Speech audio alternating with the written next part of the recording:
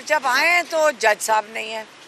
और इन्होंने देखें जब इस किस्म की चीज़ें होती हैं तो जब मैं अंदर खड़ी थी और हम जब सारे इकट्ठी ख़वातीन खड़ी थी तो हम आपस में मैंने ये देखा कि जब जुडिशरी और पुलिस अपना मजाक खुद उड़वाती है और आके कभी एक बहाने से इन्वेस्टिगेशन ऑफिसर नहीं आता, दूसरे बहाने से जज नहीं आता, आज जज नहीं था यहाँ पे, तो यहाँ पे आप अंदर जाके देखें कई 100 ख़वातीन मौजूद हैं जिनको बुलाया गया पूरे पंजाब से और आज जज साहब सहमत ही नहीं की आने की।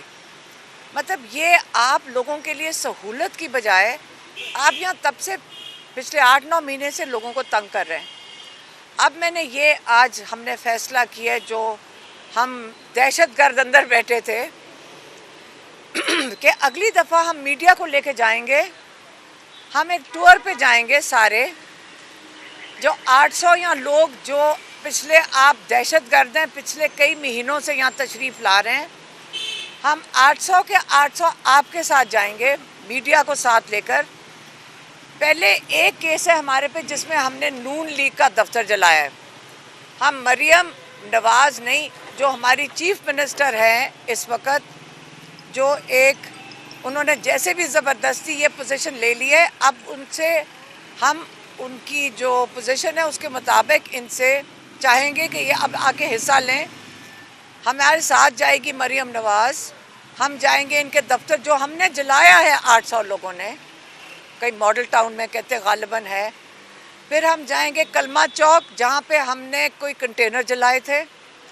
उसके बाद हम जाएंगे और ये हम पैदल और ये हम सारे के सारे आप और हम ये पैदल सफ़र करेंगे।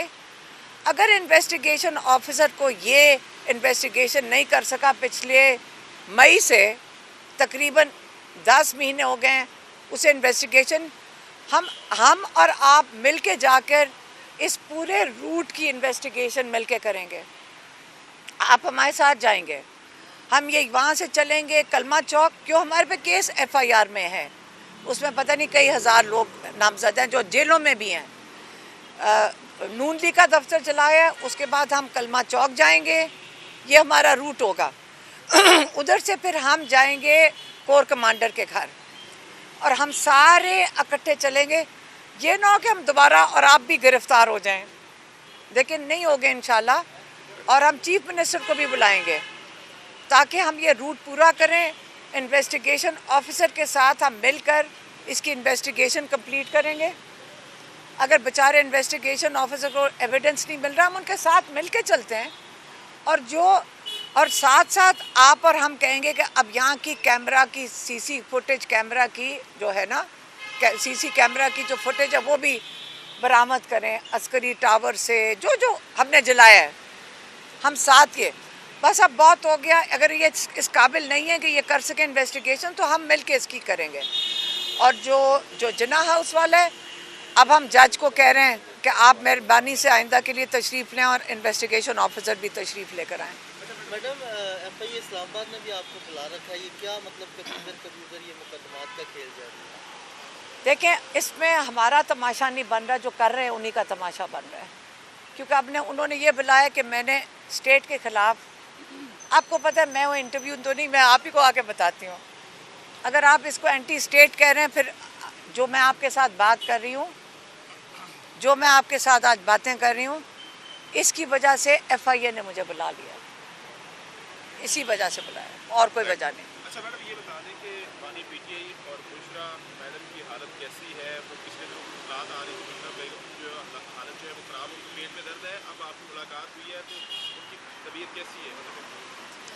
ना माशाल्लाह दोनों ठीक थे, बुशरा बीबी भी ठीक हैं, इमरान खान भी बिल्कुल ठीक हैं।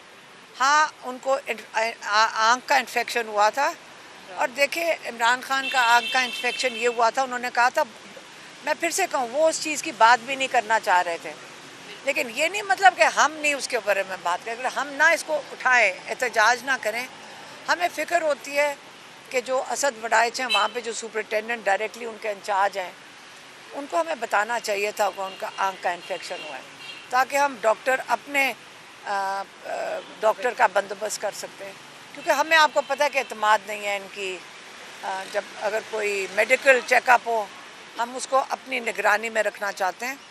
अभी हमने डॉक्टर आसिम यूसुफ और डॉक्टर फैसल सुल्तान के लिए दरख्वास्त डाली हुई है कोर्ट में, कई दफ़ा डाल चुके हैं, लेकिन ये जो सुपरिटेंडेंट जेल है वो कहते हैं मुझे ऊपर से किसी से परमिशन लेनी पड़ती है, गालिबन अदारों से। वो उनका मतलब हर दफ़ा वो कहते हैं कि मुझे शायद ISI या किसी अदारे से परमिशन लेनी पड़ती है। पता नहीं हम इसको छुप के क्यों बात करते हैं। वो कहते हैं कि हमें ISI से परमिशन लेनी। अच्छा मैडम, ये बताइएगा कि इमरान खान साहब क्या चाहते हैं कि वो बाहर आने के लिए, या क्या वो किसी किस्म की उन्होंने बताया हो कि कोई उनसे राब्ता कर रहा हो, बैकडोर उनसे कोई डील करना चाह रहे हो?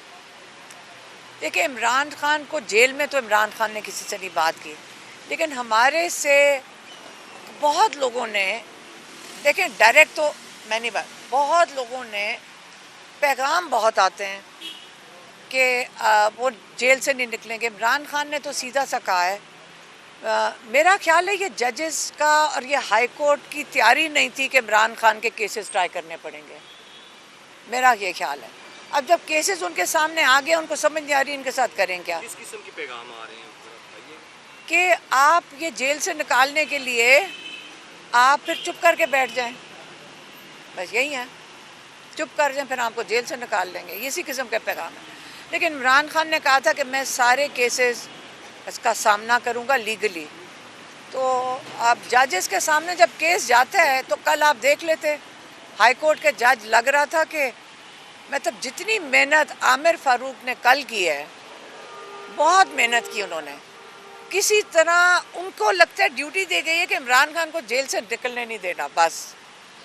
मैडम, ये भी सुनने में आ रहा था कि इमरान खान को कहा जा रहा है कि आप आउट ऑफ कंट्री चले जाइए, आपके मामला तय हो जाएंगे। ये शुरू में कह रहे थे, इसी किस्म के पैगाम हमें भी सुनाई देते थे कि कोई डील का मतलब क्या है। डील का मतलब है कि चुप रहें, यही होगा ना डील। हम तो कई दफ़ा पूछ चुके डील में इमरान को क्या। इमरान खान ने सिर्फ ये कहा था, पैगाम जो उनका था कि ये मैंडेट लोगों का चोरी किया हुआ वोट वापस कर दें बस, नहीं तो ये इकॉनमी गड्ढे में जा रही है और गड्ढे में मज़ीद चली जाएगी और लोग गुर्बत की लाइन से और मज़ीद नीचे चले जाएंगे। और इमरान खान का तब से पहले भी यही पैगाम था और अब भी यही पैगाम है।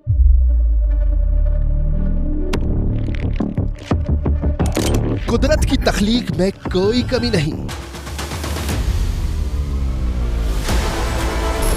बस देखने वाली नजर चाहिए। कुदरत के बनाए इस निजाम में कौन है फसादी और कौन कर रहा है हक की मनादी? Absolutely not. कुदरत की सब पर नजर है, मजलूम की आह हो या सालिम बेपरवाह, कुदरत की नजर से ओझल नहीं। कुदरत का ऐसा ही एक शाहकार है जो नजर भी रखता है और पल पल की खबर भी। बराह रास्त जलसे हो या रखनी हो पाकिस्तान समेत दुनिया भर की खबरों पर नजर, तो अभी सब्सक्राइब करें YouTube पर डेली कुदरत को, या फिर फॉलो करें सोशल मीडिया पर डेली कुदरत को और रहें हर लम्हा बाखबर।